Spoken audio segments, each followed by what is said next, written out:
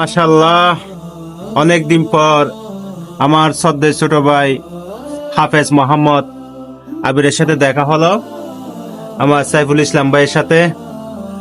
আবির আমার মোবাইলটা স্ট্যান্ড দেখে খুব হাসছে, দেখতে পাচ্ছেন।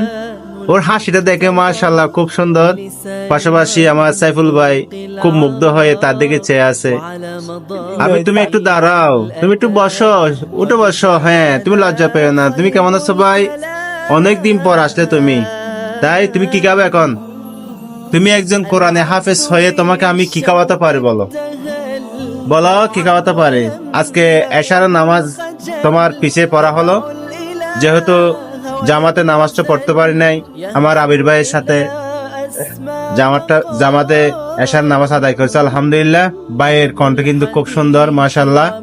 উনি আমাদের চকরিয়া পরিবহনের পাশে কোচপাড়া রিয়াজুল জান্নাহ জামে মসজিদে প্রতিটা বছর রমজান আসলে তারাবি পড়ায় আমার ভাই আমাদেরকে।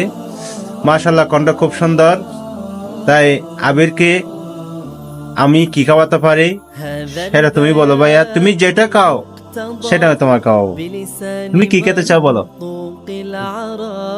আমার ভাই খুব লজ্জিত, কিন্তু দাদা ভালো থাকবে, সুস্থ থাকবে, এই কামনা করি।